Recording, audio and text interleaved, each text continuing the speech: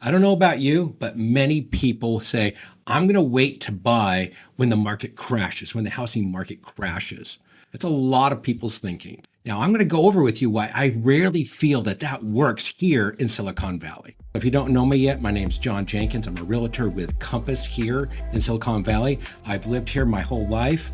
I've been selling real estate for the last 26 plus years, and I have seen the ups and downs, the recessions, the dot-com bust. I've seen the recession of '08, the COVID, what's happened during COVID, the housing meltdown. And I've seen the ups and downs. And I want to go over with you some of my thoughts and why I personally feel that the people that wait for a market crash to jump in are making the wrong move. So for the past 26 years, every single one of my clients that has purchased and held on for at least 4 years, they're not underwater. And that's through buying it at a high and then selling. But the markets in Silicon Valley the lows are not that low, but the highs are crazy high. What happens here in Silicon Valley is literally different from the rest of California. And what happens in California is completely different than the rest of the country. I tell a lot of my clients, listen, if you're trying to wait to time the market, how many times have you actually done that in the stock market? Seriously. In the stock market, it's a lot easier to play those highs and lows than it is in real estate. Because if you're wanting to jump in on the market, usually you don't have the cash sitting aside. You have to sell a property to buy the other property. If you're sitting on cash, that's a very different situation, but most are not doing that. But if you're in the stock market, you just doing a trade on a sale is like that. But it isn't in real estate, where you can't move that fast in real estate. But in stock market, you can. So do not compare the two. There's no comparison at all. I've had at least 3 clients who were selling at what they felt was the high. And I said, why are you selling? Because to me, it's not just about selling a house. It's like, what is your next move? Because I'm not just here to be a salesperson and to sell you something, but what is your end game? Because that's the overall picture. And I had a couple of them said, like, I want to sell because I feel the market is at the high. I want to get out and sit on the sidelines, rent for a while, and then jump back in when the market crashes. I can tell you all 3 of them are still renting because it didn't crash like they thought it was. It wasn't. And so do not do that. That's my personal feeling. That's my personal experience from the 26 years that I've been here in Silicon Valley in the real estate market. So the worst dip I saw here in Silicon Valley was the 2008 housing market meltdown. And that was. But again, the dips was not that bad compared to the rest of the country. It really wasn't. But the recoveries were so much faster. So just hold on to it and it'll keep going up. Now, there are times I've seen some people that they need to sell because they're relocating. But even in all of my clients, I'm not saying that everyone is this way, but every one of my clients never were underwater when they had to sell. They are still above. And so this is a long-term play. Again, if you're talking to me and you're saying that I'm just looking at something I need to be in a place for about 3 to 4 years, I would say don't buy rent. But if you're going to be in there longer, absolutely jump in. Now, some people say like, well, I want to, when it's going down, down, and then it turns. You know what? The market's going down are a little slower, but when it goes up and it starts to move, you are chasing the market up and you're dealing with crazy multiple offers, and you're getting outbid. And if you don't get that first house that you put an offer on, I guarantee you the next week you're spending $20,000 more. $20,000. Every offer you miss in a multiple offer situation, when it's going up, you've got to get way ahead of it, overprice, get that house, overpay for it, but you're on the way up. And don't look at it. This is a long-term play. Again, to me, a house is an investment, but it's so much more than an investment. That's where your memories are. That's where all of your memories, mostly with your life, is at home with your family.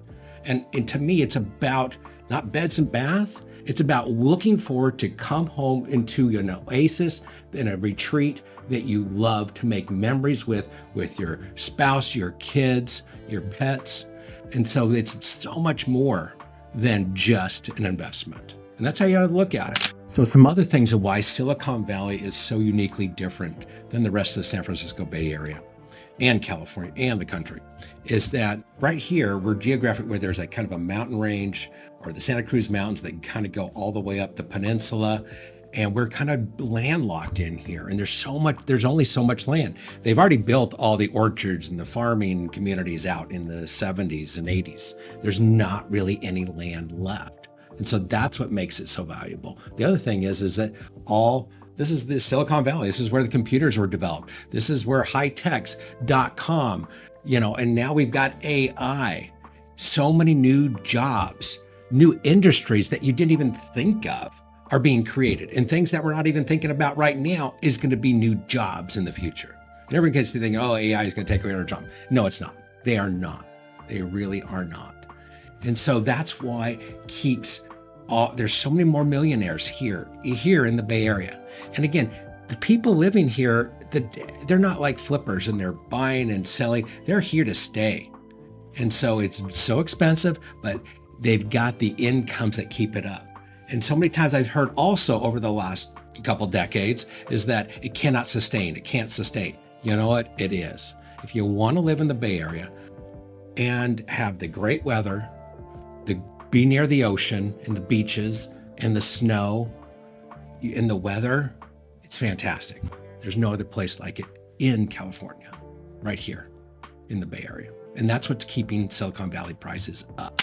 So there is a cost of sitting on the sidelines, of renting and missing that equity in your home growth.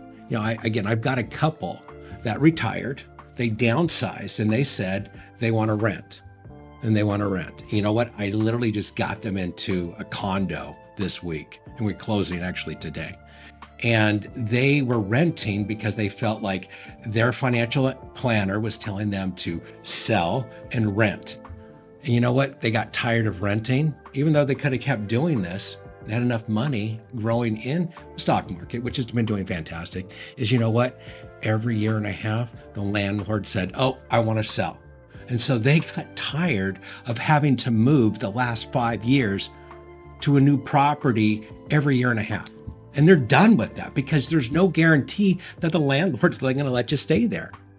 And so they're done. And they're now back in the market in a condo, a small condo, where they had a 2,500 square foot home. And now they're in a single level condo that's right along Los Gatos Creek Trail. And you know what? They love it. They're so happy. They've downsized.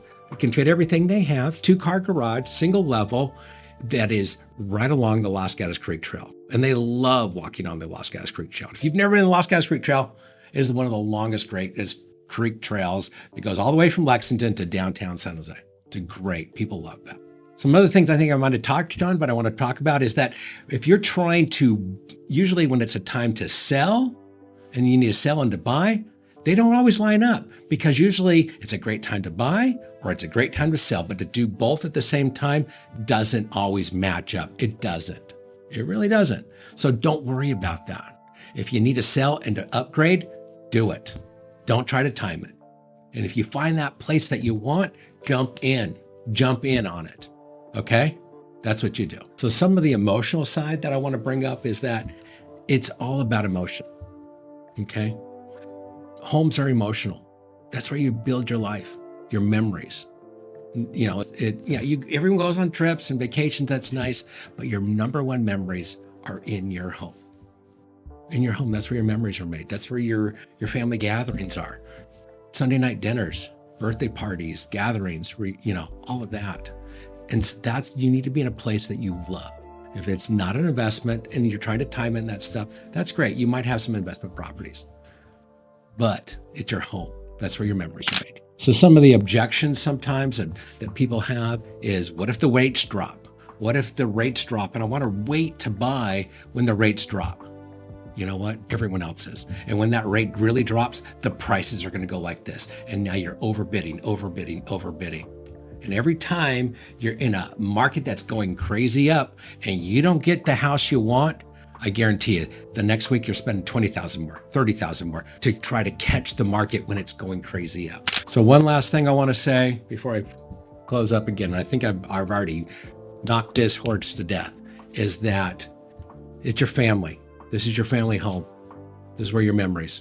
Do not worry about the ups and downs. Get in, build that equity for long term. Thank you again for watching. If you have any questions or comments, give me a call or make a comment on our YouTube here.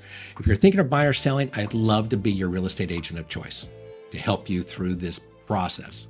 If you're thinking about buying anything in the East Bay and Contra Costa or up in Danville, San Ramon, up in Tri-Valley, I can hook you up with my business partner, Tanya Jones, who can help you, who's been doing this longer than me. Have a great day.